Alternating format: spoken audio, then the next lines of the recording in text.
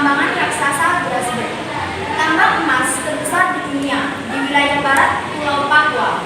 Tambang ini yang diyakini memiliki cadangan emas terbesar di dunia, 67,4 juta ons.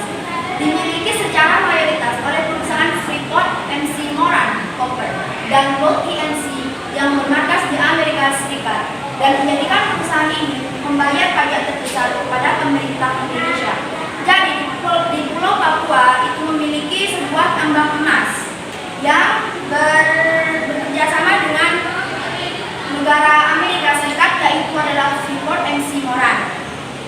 Papua ini adalah penambang emas terbesar di Indonesia.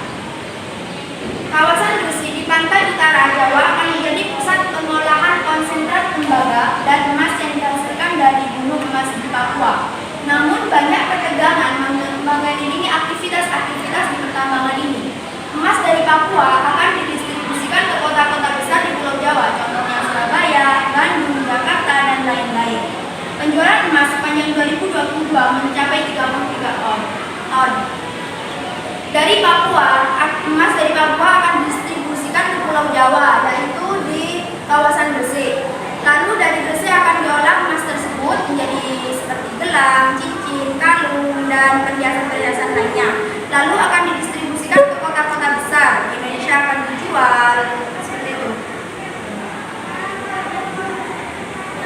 Apa sih dampak PT dari Freeport?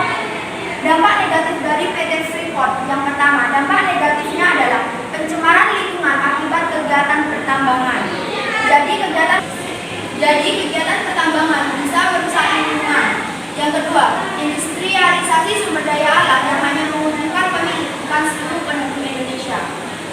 Jadi dari hasil penjualan emas itu akan disetorkan kepada pemilik dari Freeport. Jadi keuntungan itu akan diserahkan kepada pemilik Freeport. Yang ketiga, kelangkaan sumber daya alam akibat terus-menerus diambil. Jadi karena adanya pertambangan emas tersebut, maka emas yang ada di Pulau Papua itu akan semakin menipis karena terus saja diambil. Lalu apa dampak positif dari PT Freeport? PT Freeport memberikan setidaknya 650 beasiswa per tahun kepada warga asli Papua melalui dana kemitraan mereka yang dikelola oleh Lembaga Pengembangan Masyarakat Amone Tamoro. Jadi setiap tahun PT Freeport ini akan memberikan seperti sumbangan kepada warga-warga Papua melalui LPMAK. Baiklah, cukup sekian presentasi yang dapat saya sampaikan. Saya serahkan kepada Nobule. Apakah ada pertanyaan? Ada. Perkenalkan, nama saya Pramelia, saya perwakilan dari kelompok 3. Ingin bertanya, apa sih yang dimaksud dengan perdagangan perbulan?